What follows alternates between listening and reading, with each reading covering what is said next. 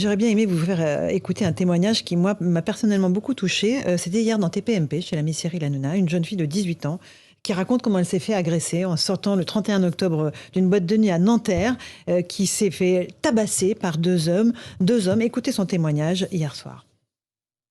On marche tous les deux avec ma copine dans un moment plein de joie.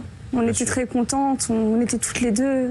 J'ai tourné ma tête et j'ai vu ces deux hommes. J'en ai vu un en gris, un en noir. Du coup, je les regarde et je vois que plus je marche vite, plus ils marchent vite. Je dis à ma copine Amélia, Amélia, je pense que c'est maintenant. Il va falloir qu'on court là. Du coup, je me suis mise à courir. Je traversais la route plus vite que je pouvais. Malheureusement, j'ai trébuché et je suis tombée. Les deux sont arrivés sur moi, m'ont mis au sol. Celui qui était avec son survêtement noir voulait à tout prix mon sac à main. C'était son but ultime. Et celui qui était en gris a commencé à me rouer de coups de pied.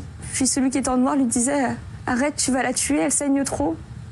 Elle saigne trop, tu vas la tuer, c'est là qu'il faut arrêter. » Celui qui était en gris était dans une folie. Il rigolait et il prenait du plaisir à me frapper.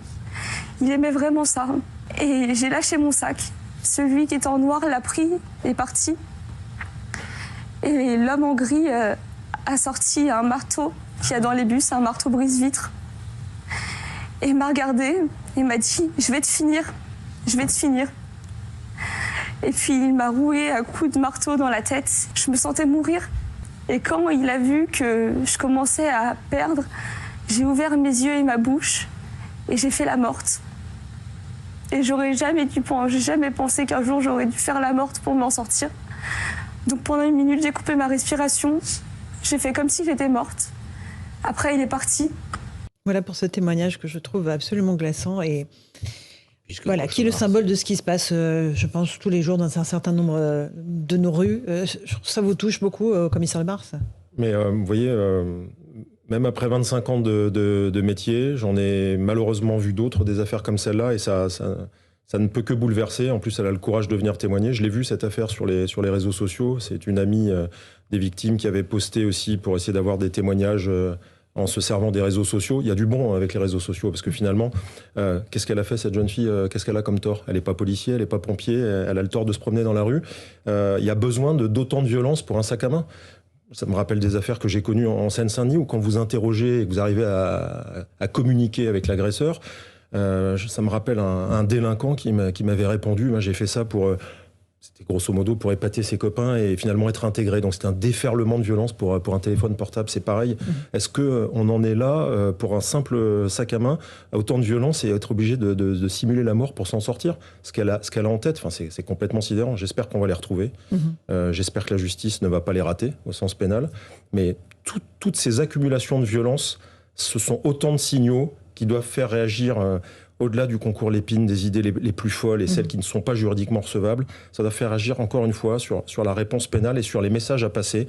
Il y a des gens dans cette société qui doivent être enfermés, écartés, à la fois pour être punis et ensuite pour protéger la population de leurs actions. Je voudrais votre réaction aussi, commissaire Lebars, parce qu'on a les suites des gardes à vue des 4 personnes qui ont tabassé un policier, cette fois qui était hors service, qui rentrait chez lui en train. Donc ils ont été déférés devant la justice. Un placement en détention provisoire des mis en cause est requis. Donc le juge des libertés n'a pas encore statué, si j'ai bien compris.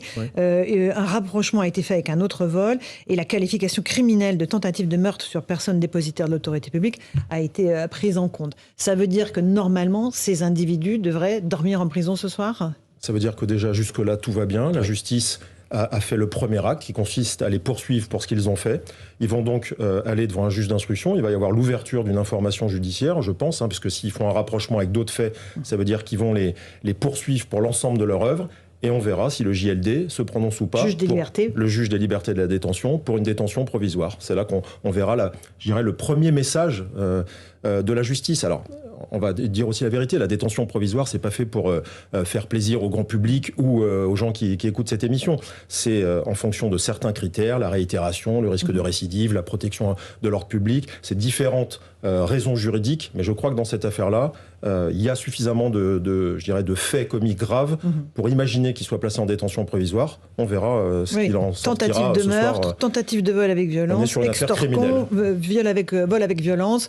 Ils ont alors 25, 23, 20 et 17 ans, les quatre. Je crois qu'il faut Karine, saluer cette décision des magistrats, enfin du magistrat en tout cas qui instruit cette affaire, qui a pris illico presto la bonne décision de vouloir incarcérer ces personnes avec des chefs d'accusation qui sont lourdes de conséquences pour ces délinquants, parce qu'on est sur du crime, hein, donc c'est les assises. Du criminel, c'est les assises, et donc effectivement je pense qu'il faut taper de cette manière-là. Et si on tape de cette manière-là, et si on communique sur la manière dont on statue, je suis désolé de vous le dire, il y a des gens qui réfléchiront à 2 fois avant de passer à l'acte. Or aujourd'hui, on avait le sentiment d'avoir insuffisamment de peine, et on ne communiquait pas dessus. Il faut que ça change. Il faut que la peur change de camp. Et il faut qu'on suive tous ces dossiers-là. Exactement.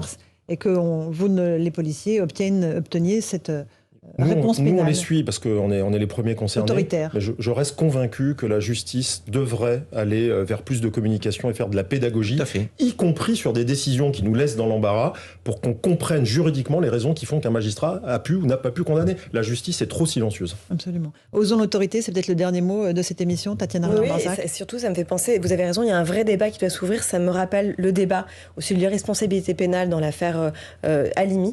Et c'est exactement cette histoire-là. Et c'est vrai que la justice est trop opaque pour les Français. Il faut ouvrir un vrai débat pour que les gens comprennent les décisions de justice, comment elles sont prises et pourquoi elles sont prises ainsi. Parce que le droit français parfois est peut-être trop restrictif, en effet. Osons l'autorité pour aller vers la tolérance. Osons l'autorité, voilà, c'est le titre du livre de Thibault de Montbrial.